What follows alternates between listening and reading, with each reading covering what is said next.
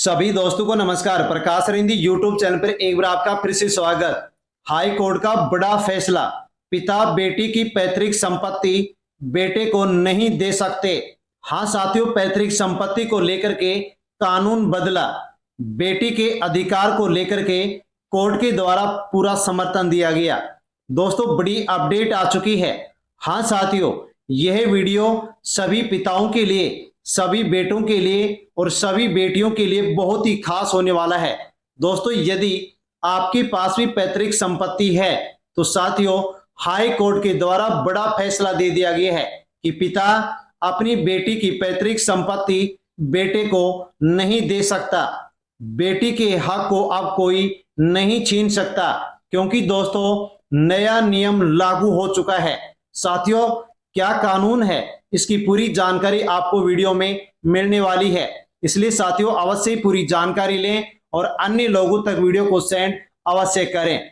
दोस्तों यदि बेटी की पैतृक संपत्ति छीनी जाती है तो उस स्थिति में बेटी क्या कर सकती है, उसकी जानकारी भी आपको वीडियो में मिलने वाली है। साथियों बड़ी अपडेट है, पिता बेटी की पैतृक संपत्ति छीन बेटे को नहीं दे सकते। नई दिल्ली से खबर है साथियों, आंध्र प्रदेश हाई कोर्ट के द्वारा यह फैसला दिया गया है।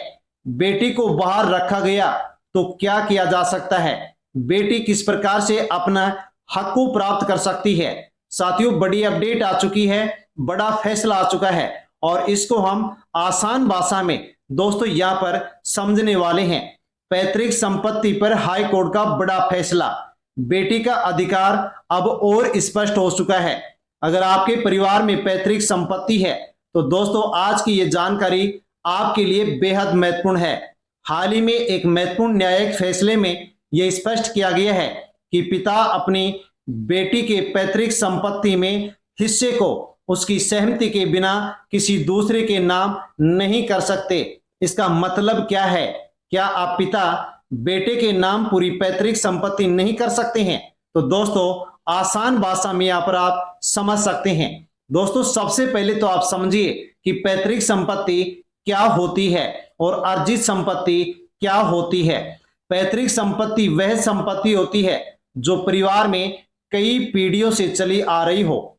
इसमें बेटा और बेटी दोनों का अधिकार कानून के अनुसार हो सकता है। साथियों इसे स्वयं अर्जित संपत्ति से अलग समझना बहुत जरूरी है। यानी कि दोस्तों कई पीढ़ियों से चली आ रही जो संपत्ति है वो पैतृक संपत्ति है और जो अर्जित संपत्ति होती है वो साथियों स्वयं के द्वारा अर्जित की जाती है। अब दोस्तों यहां पर पैतृक संपत्ति को लेकर के हाई कोर्ट ने क्या कहा है, तो दोस्तों अदालत ने स्पष्ट किया है कि यदि बेटी का पैतृक संपत्ति में कानूनी हिस्सा है तो पिता उसकी सहमति के बिना उस हिस्से को केवल बेटे के नाम नहीं कर सकते हैं। यदि कोई त्याग पत्र या फिर अन्य दस्तावेज बनाया जाता है जिससे बेटी का हिस्सा प्रभावित हो तो उसके कानूनी अधिकारों का ध्यान में रखना होगा। हाँ साथियों, क्या बेटी का अधिकार जन्म से होता है?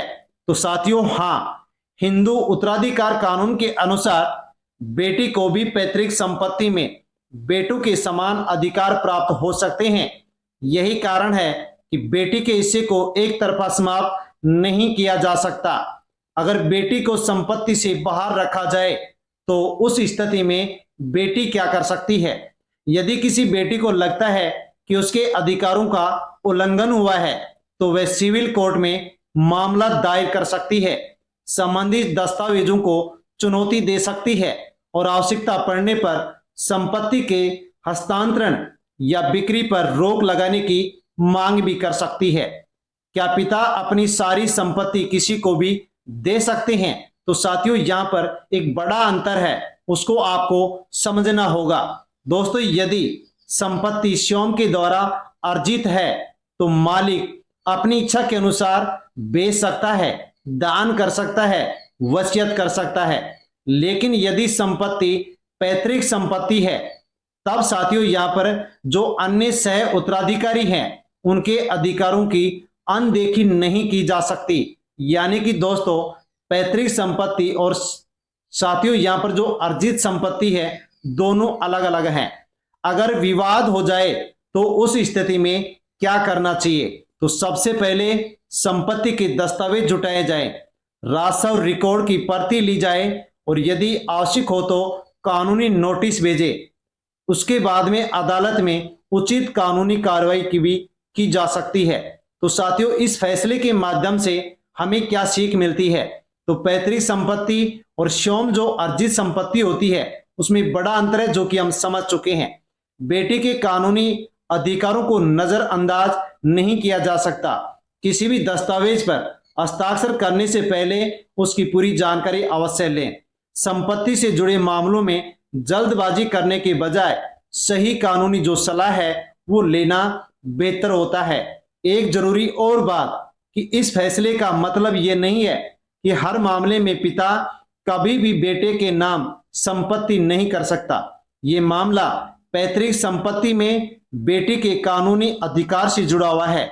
हर मामले के तथ्य अलग हो सकते हैं और अदालत का निर्णय भी परिस्थितियों पर निर्भर कर सकता है। तो साथियों, यहाँ पर पैतृक संपत्ति को लेकर के, बेटी के कानून को लेकर के, बेटी के अधिकारों को लेकर के हमने इस वीडियो में जानकारी ली है। जानकारी अच्छी लगी हो तो वीडियो को लाइक अवश्य करें, अन्य लोगों तक वीडियो सेंड अवश्य करें। धन्यवाद।